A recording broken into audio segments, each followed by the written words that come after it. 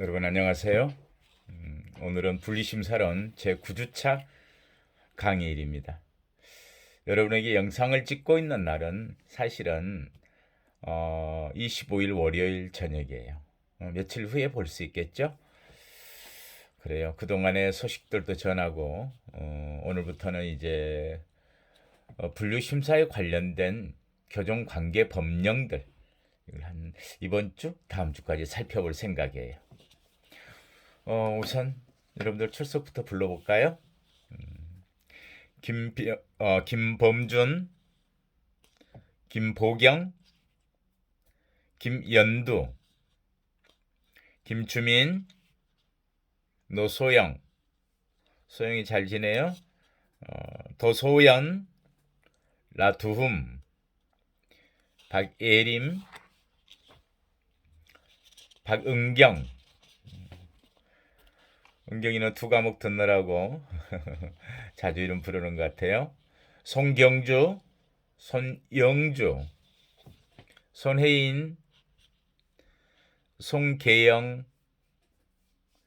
송민서, 송지희, 신지우, 안지영, 안희정, 양은서, 은서도 잘 지내죠? 엄지혜. 그래요. 이 시간에는 여기까지 우리 친구들 이름 불러봤고 다음 시간에 또 이름을 불러보도록 하겠습니다. 그래요. 오늘이 25일 월요일 저녁이에요. 몇 가지 교정 현장의 이야기들 하고 그리고 수업 시작할게요. 잠깐 자료 볼게요.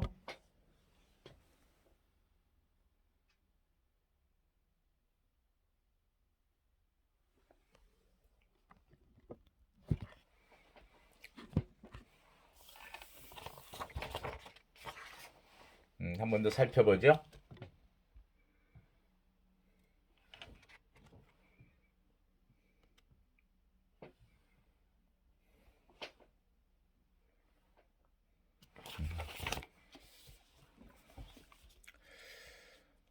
처음에 제가 교정 뉴스와 담론 냈는데 봄날의 교정 현장의 이야기 이렇게 하나 적었어요.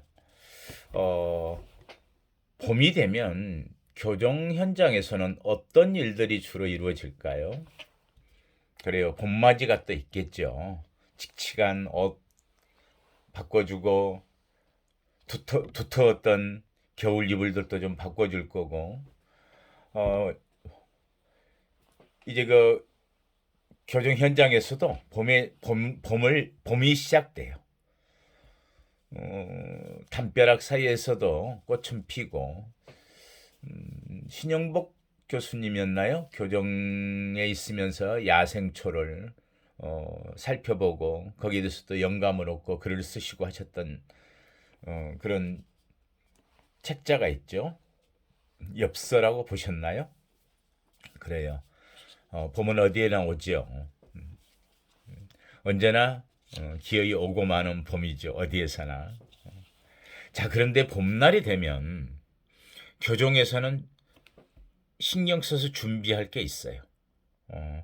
의외로 추운 날보다 봄이 되면서 노인들, 고령자의 사망 사고가 좀 높아지는 경향이 있어요.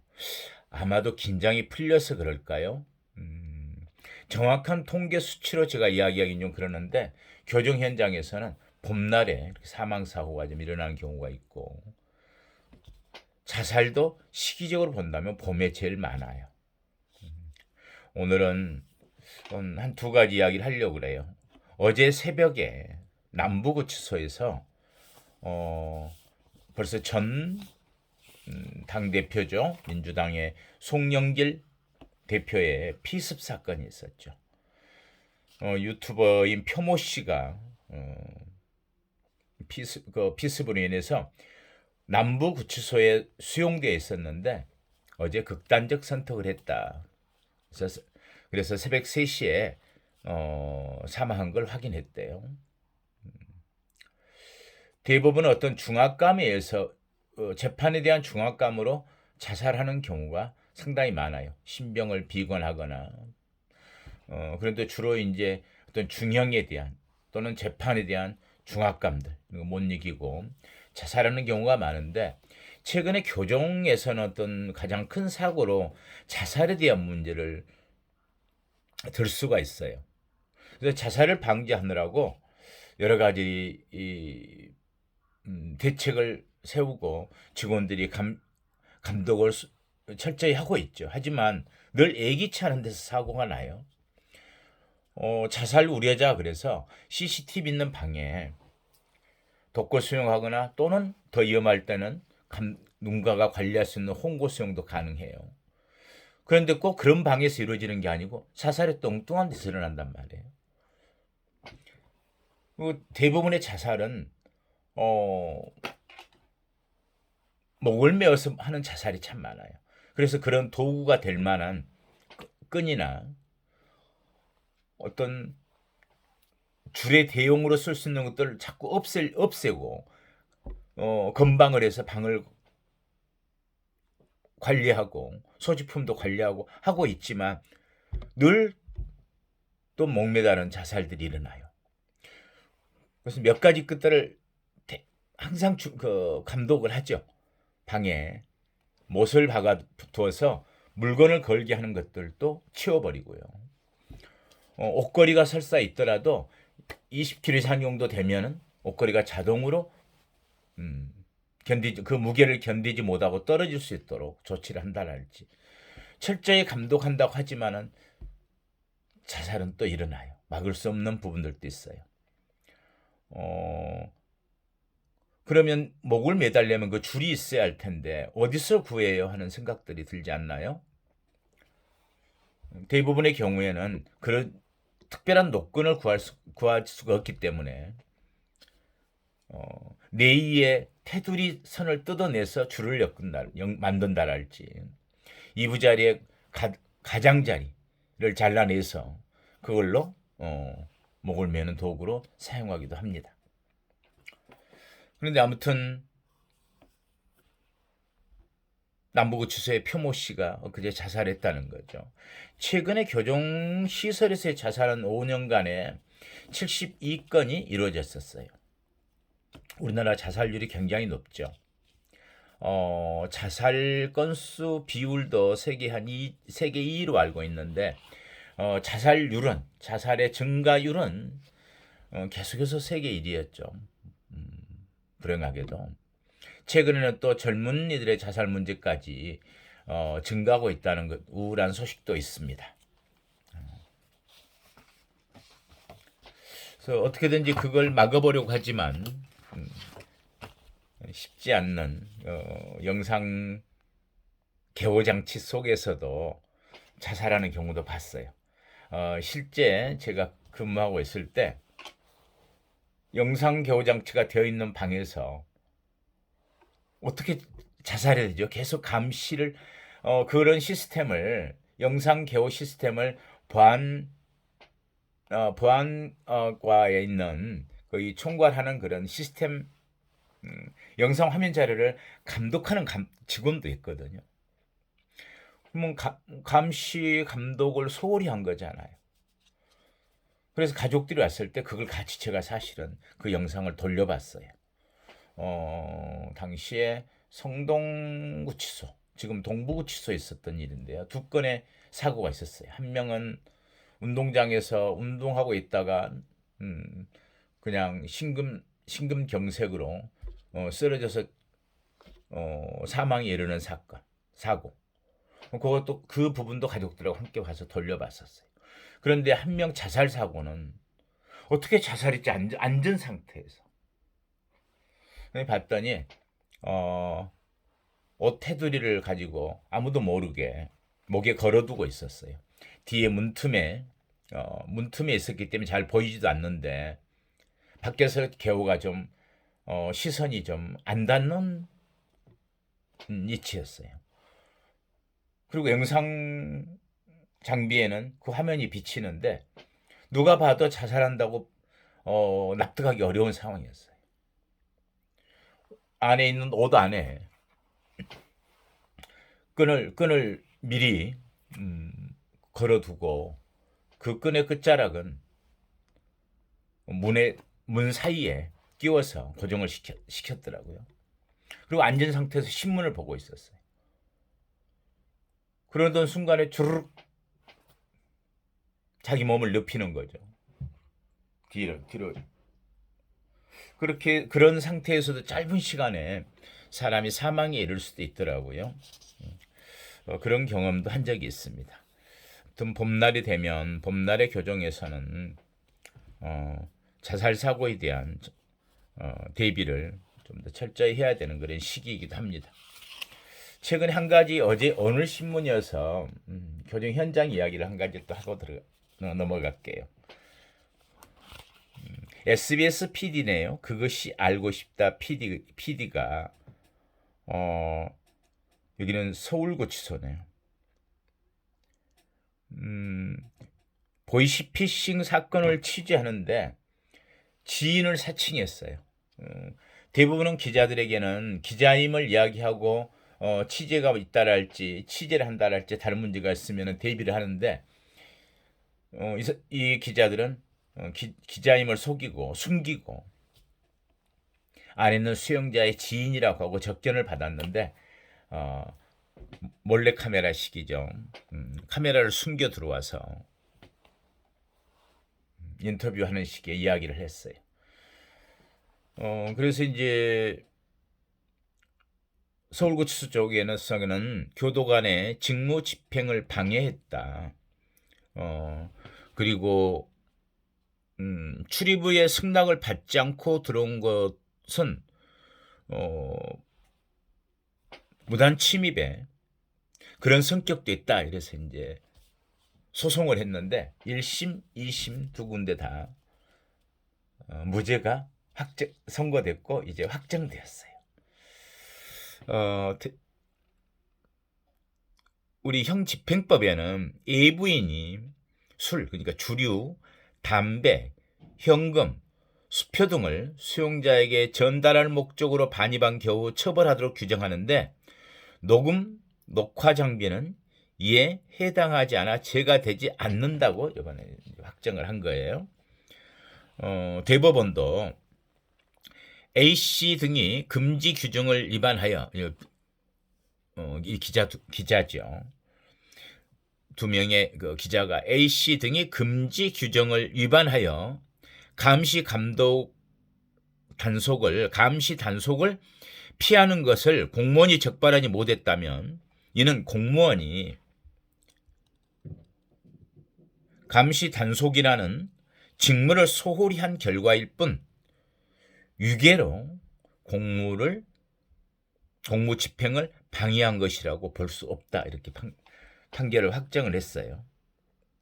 또한 구치소 관리자가 이 A씨 등의 기자가 실제 출입 목적을 알았더라면 출입을 승낙하지 않았을 사정이 있더라도 그러한 목적이 있었다면 출입을 승낙하지 않았을 것이다. 우리가 그렇게 이제 서울구치소는 이야기했지만은 그래도 건조물 침입죄가 성립한다고 볼 수 없다. 이렇게. 저도 서울구치소에서 근무하던 과장 시절이었어요. 그러니까 1997, 8년쯤의 일이었는데요. 그때도 아마 그것이 알고 싶다라고 하는 어떤 폭로성 르포 그런 프로에 기자가 넥타이 핀에다 몰래 카메라를 달고 수용자하고 면회하면서 접견하면서 인터뷰를 했었고 그걸 그대로 방영을 했었어요. 당시에 우리는 소송을 하지 않았고 법무부에 보고를 했고 장관님도 굉장히 그건 부적절하다, 불법적인 거 아니냐 그래서 이제 또 화도 좀 내셨고 방송국에 항의를 해서 그 다음 주 방송에 무단으로 그렇게 한 것에 대해서 사과를 하는 수준에서 마무리했던 기억은 있습니다. 그때 사고는 어떤 가수가 유명한 가수였어요. 젊은 가수였는데 아마 프랜차이즈 이런 걸 잘못돼서 교도소에 들어왔었고 그 부분을 그 인터뷰식으로 이야기를 했던 그런 일이 있었어요. 그래요. 오늘 또 이제 우리 교정의 현장에서는 좀 더 지켜봐야 되겠죠. 계속 지금 이야기를 하고 있는데 오늘이 월요일이니까 여러분들이 수업을 듣는 목요일에는 어떤 변화가 어떻게 이루어질지는 모르겠어요. 검수완박 중재안에 대해서 국회의장이 제의를 했고 양당 원내총무가 받아들여서 잘 조정이 되는 줄 알았어요. 물론 내용상에는 검찰에서는 불만을 표하고 검찰총장부터 뭐 사표를 제출하고 검사들은 평검사, 부장검사 뭐 회의를 하고 법무부 장관은 고등검사장들과 다시 회의를 해서 또 이야기를 듣고 하는 과정들이 진행되고 있었는데 국민의당 당대표가 받아들일 수 없다. 또 갑자기 이래가지고 국회 통과가 이제 불투명하다. 국민의당만이 아니라 또 더불어민주당 쪽에서도 불만을 표하고 있고 이 부분은 좀 지켜봐야 되겠죠.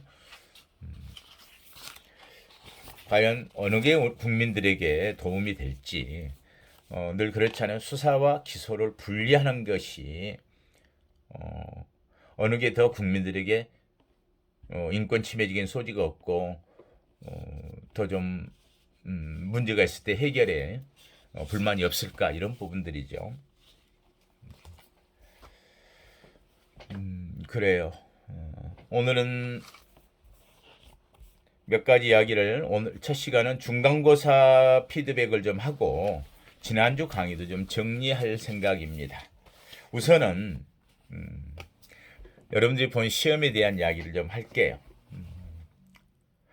어떤 시험이 되었건 리포트가 됐건 뭔가를 서술하거나 논술할 때는 늘 개념이 제일 중요하다고 그랬죠. 그 개념과 질문하는 내용과의 어떤 연계성들. 여러분들에게 문제가 세 문제가 주어졌었는데 첫 문제부터 보면 그래요. 범죄자 처우의 정당성 논거와 분류 개념에 대해서 관련성.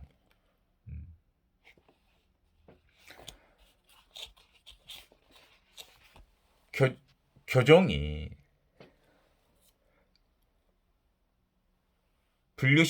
분류를 통해서 어떤 사람의 개별 처우가 이루어져야 되는 부분들에 대한 이야기예요. 그런데 우리가 교정 이념을 이야기할 때 교정 이념이 처벌, 억제, 제지,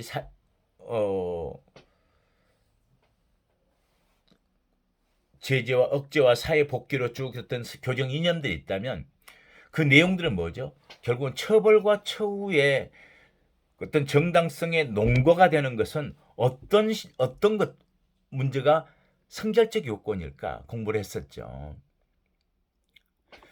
그랬을 때 우리는 범죄와 범죄자를 보는 시각과 관점의 문제가 먼저 이루어져야 한다.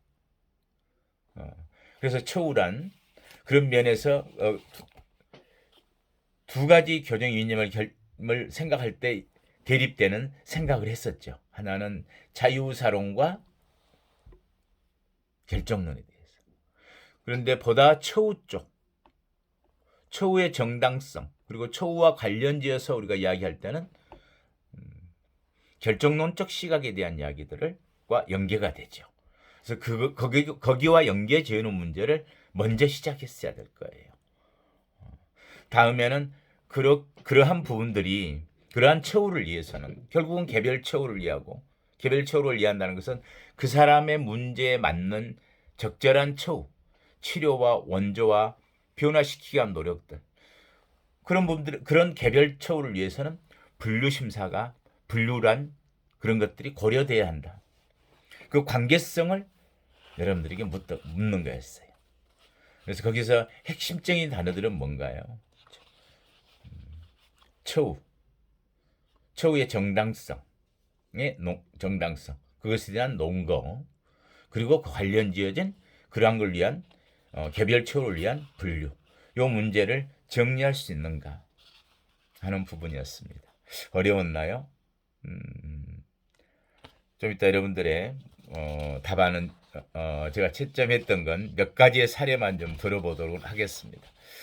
두 번째는 누진 처우 제도의 의미와 분류의 성격을 물어보는 거죠. 여기서 누진 처우 제도를 내가 물어보는 것은 오늘날의 분류 심사는 어떤 분류의 기준, 분류의 성격을 가지고 있는가를 알아보기 위한 거예요. 그래서 누진 처우 제도라고 하는 계급 제도, 거기서 갖는 분류의 성격이 오늘날의 개별 처우 성격과는 좀 거리가 있었다. 그래서 누진 처우 제도를 잘 설명하고, 기본적으로는 그 누진 처우 제도가 갖고 있는 것에 대한 비판, 문제점, 그리고 거기서는 문제점을 정리한 다음에 누진 제도가 갖고 있는 분류의 성격들, 오늘날의 분류 심사에서 분류 처우 제도의 분류의 기준과 다른 게 계급을 두고 하기 때문에 수직적인 분류다, 획일적인 분류다, 뭐 이런 부분들의 이야기들을 해낼 수 있었는가.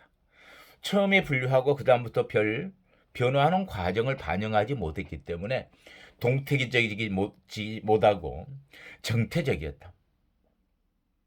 또 분류는 그렇게 처우에 잘 기여하지 못했다. 질서에 치우치는 그런 분류였다. 통제 위주의 분류였다. 그리고 개별 처우가 아닌 집단적인, 집합적인 그런 처우였다. 그런 분류의 성격이었다. 그런 것과 이렇게 연결질 수 있는지, 이게 두 번째 문제였죠. 그리고 가장 큰 문제로서는 단계적 처우 제도의 의의와 기능이었습니다.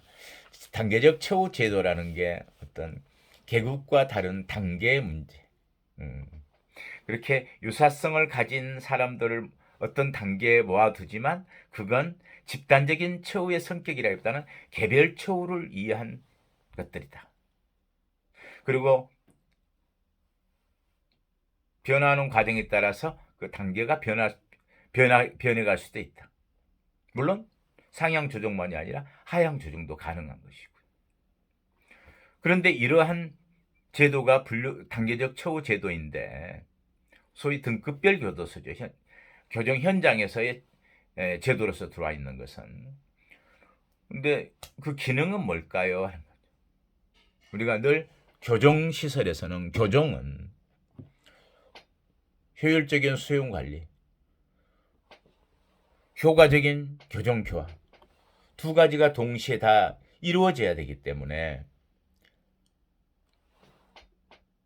늘 어려움이 있다. 수용 관리가 철저히 잘 이루어지지 않으면 처우란 늘 효과적이지 못하고 질서 유지 급급하게 되는데, 단계적 처우 제도는, 소위 그러한 시설과 제도는 수용 관리와 교정 교화라고 하는 두 마리의 토끼를, 두 가지를 동시에 충족시킬 수 있는 것이, 그런 기능을 가지고 있다. 이렇게 연계시키는 문제를 여러분들이 잘 정리하는지를 보고 싶었었습니다. 여러분들이 대부분 다 잘 정리했는데, 다음 시간에 조금 문제 있는 것과 아주 대표적으로 잘한 케이스를 좀 더 설명드리도록 하겠습니다. 좀 쉬었다 할까요?